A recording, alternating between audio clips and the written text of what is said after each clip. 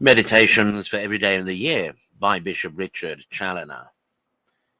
January 25th, on the conversion of St. Paul. Consider first and admire the wonders of the grace of God in the conversion of St. Paul, suddenly changed from a fiery zealot for the Jewish religion and bloody persecutor of the Church of Christ to be a fervent Christian, a zealous preacher of the gospel, a vessel of election to carry the name of Christ to nations and kings, a doctor of the Gentiles, an apostle of Jesus Christ, and a most eminent saint. Learn from hence the greatness of God's mercy and the power of his grace. Learn never to despair of the conversion of anyone, how remote soever he may seem from the faith or grace of God. Who could be more remote than the convert of this day? Assure thyself that the hand of God is not shortened, and that his power, mercy, and goodness is as great now as ever, and therefore never cease to pray to God for the conversion of infidels and sinners. 'Tis likely the conversion of St. Paul is in a great measure owing to the prayers of St. Stephen. Join with the Church on this day in glorifying God and returning him thanks through Jesus Christ for the wonders of his mercy and grace in St. Paul and the many thousands that were brought through his preaching to the ways of truth and life. Consider secondly that the conversion of St. Paul is, by the Church, set before our eyes this day as a model of a perfect conversion, from which sinners may learn, 1. How readily they ought to correspond with the calls and grace of God inviting them home, 2. How they ought to yield themselves up entirely to him, and 3. What their lives ought afterwards to be in consequence of that distinguishing mercy which God has shown them in their conversion. Paul was no sooner called by the voice of Jesus Christ, but he presently obeyed the call and yielded himself up to be his forever.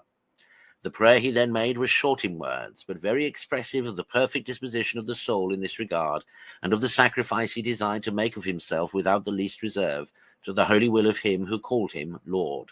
Said he, "What wilt thou have me do?" As much as to say, "My heart is ready, O God, my heart is ready. Here I am prostrate at thy feet, desirous only to know and to do thy will. Send me where thou pleasest. Ordain concerning me what thou pleasest. I desire to be thine in life and death. I desire to have no exceptions at all to thy blessed will."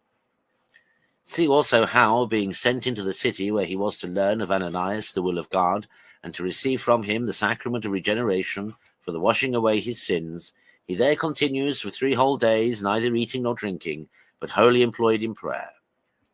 Oh, this was showing himself to be a convert indeed.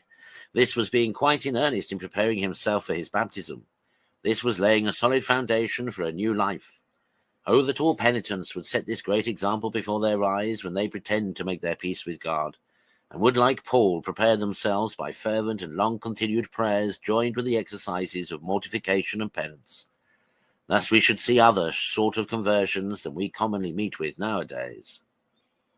Consider thirdly the sentiments of St. Paul with regard to the life he looked upon himself as obliged to lead in consequence of the mercy God had showed to him in his conversion. He had ever before his eyes the greatness of his mercy. He considered himself as having been, to his thinking, the greatest of all sinners, and how God had spared him all the while he went on in his sins, and without any merit on his part, had by an evident miracle wrought in an instant a total change in him.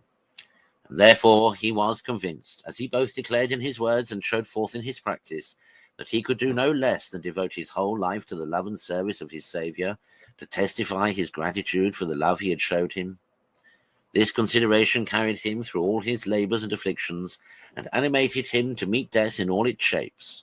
For he was dying daily, as he tells us, because Christ had loved him and died for him, and therefore the love of Christ pressed him, that he might live no longer to himself, but to him who had showed him mercy. Oh, that all converts would have the like sentiments.